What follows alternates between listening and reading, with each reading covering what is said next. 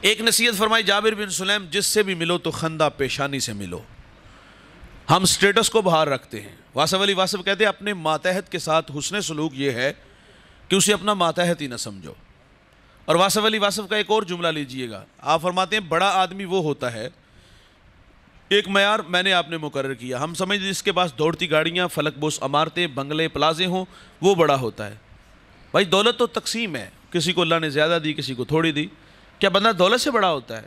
میاں صاحب تو تنقید کرتے ایک جگہ پہ، وہ کہتے بے وقوفاں دے نوکر ویکھے دانش مند سیانے. دولت سے تو نہیں انسان بڑا ہوتا دوست، یہ اللہ کی تقسیم ہے، لیکن امتحان دونوں کا ہے. واصف علی واصف کہتے ہیں بڑا آدمی وہ ہوتا ہے جس کی صحبت میں بیٹھنے والے لوگ خود کو چھوٹا نہ محسوس کریں، خود کو چھوٹا محسوس نہ کریں. ہمارے دیہاتوں میں نا کچھ لوگوں کی گردن میں سریا نہیں گارڈر ہوتا ہے.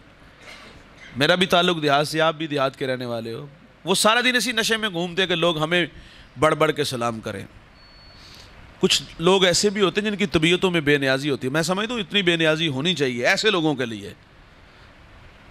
وہ بے نیازی سے گزرے تو یہ گزرنا انہیں جو نا وہ برداشت نہیں ہوتا. پھر لوگوں سے پوچھتے ہیں کتاب منڈا سی جس کا بھی تھا آپ سلام کر لو. کیا عزت مانگنے سے عزت ملتی ہے؟ کبھی بھی نہیں ہوگا. عزت دینے سے عزت ملے گی. آپ اپنے بچوں کی عزت نہیں نہ کرو گے، معذرت سے کہوں گا، جگہ جگہ بیٹھ کے بچوں کی شکایت کرو گے، نالائق ہیں، یہ ہے وہ ہے، تو رد عمل برا آئے گا. آپ اپنے بچوں کی عزت نہیں کرو گے تو بچے بھی عزت نہیں کریں گے. عزت مانگنے سے نہیں دوست آتی، عزت دینے سے عزت آتی ہے. میرے ٹیچر کہتے ہیں مٹی جے نہ مٹی تے رہی مٹی، مٹی مٹی تے راہ نجات بن گئی، ہستی ہیٹ رہ گئی یاد باقی، پیار کسے دا در سوگات بن گئی. بھائی عزت مانگنے سے نہیں، عزت دینے سے عزت آئے گی. ایک بہت بڑا مذہبی اسکالر دسترخوان پہ بیٹھ کے کھانا کھا رہا تھا. باہر ایک جاروب جھاڑو دے رہا ہے، کہا بیٹا کھانا کھا لو. نظر اٹھائی، کانوں کا دھوکہ لگا. کون غریبوں کو منہ لگاتا ہے؟ غریب بھائی ہو تو بھائی منہ نہیں لگاتا. ہاں غریب بہن ہو تو بھائی منہ نہیں لگاتا. یار غریب بہن تو بھائی سے رشتہ لینے آ جائے تو بھائی کے تیور دیکھنے والے ہوتے. تیری جرت کیویں ہوئی؟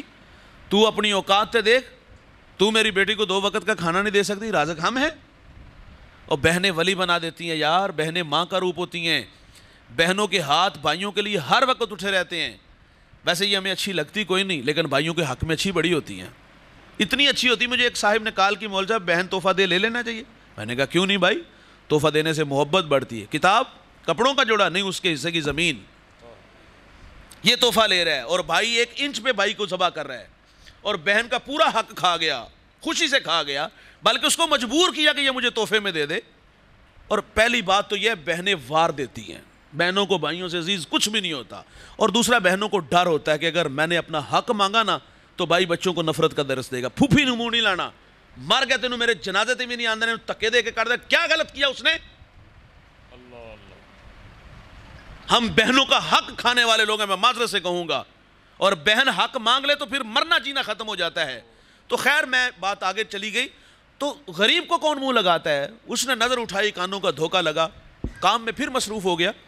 پھر آواز آئی کہ بیٹا کھانا کھا لو. ششدر ہو کے کہتا ہے حضرت آپ مجھے کہہ رہے ہو؟ کہا ہاں میں آپ سے کہہ رہا ہوں کھانا کھا لو. اس نے جھاڑو وہاں رکھا، دوڑ لگا دی. تھوڑی دیر بعد واپس آیا، اس کے ساتھ اس کے بیوی بچے تھے.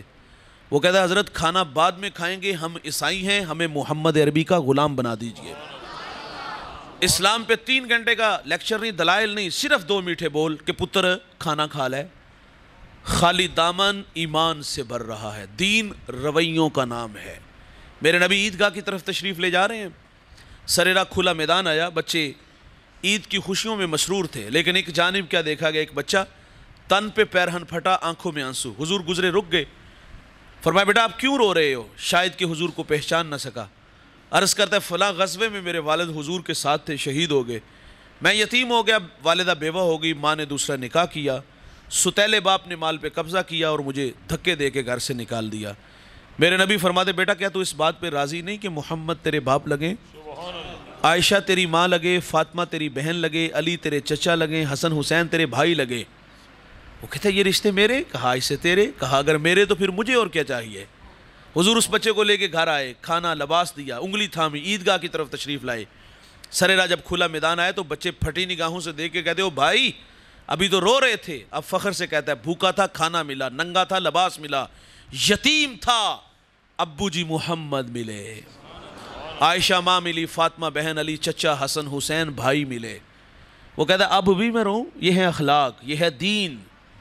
بلا امتیاز ملا کرو یار، یہ امیر، یہ غریب، یہ کمی، یہ چودھری، یہ بت ہم لوگوں نے بنائے ہیں.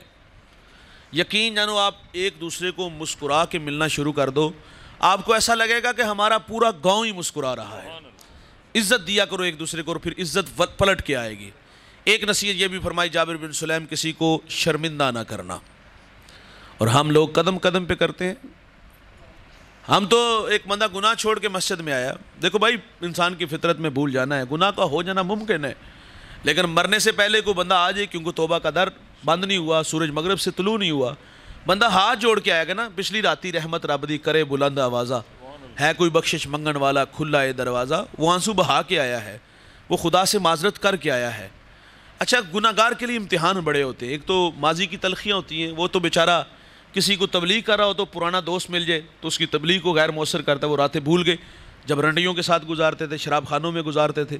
وہ دکھی ہو کے مسجد میں آتا ہے کہ چلو وہاں زبانیں شائستہ ہوں گی، میں جاؤں گا تو عزت کی جا پہ کھڑا کیا جاؤں گا، لیکن معذرت سے کہوں گا ناراض نہ ہوئیے گا. جب ہمارے پاس وہ آیا، گناہ چھوڑ کے آیا، سجدے کے لیے آیا، برے دوست، بری مجالس چھوڑ دی، شراب کا دھندا چھوڑ دیا، سود کا دھندا چھوڑ دیا. یار وہ اللہ کے گھر میں آیا تو نمازی لوگوں کے رویے کیا نکلے. ہم نے کہا لو 100 چوہے کھا کے بلی حج نو چلی. ہم کہتے چور چوری چھوڑ دیتا ہے، ہیرا پھیری نہیں چھوڑ دیتا، جوتے چرانے آئے ہو. وہ بھی کہتے ہیں یا اللہ کہاں جاؤں، نہ پرانے یار جنہیں دیتے ہیں، نہ مسجد کے نمازی جنہیں دیتے ہیں. یار اللہ کی عادت ہے معاف کرنا، تو ہم کیوں نہیں معاف کرتے یار؟ جب ایک انگلی کسی کی طرف کر دے، 4 تو اپنی طرف بھی ہوتی ہیں. تو ہم مسجد میں آئے تو ہم نے شرمندگی والا ماحول دیکھا.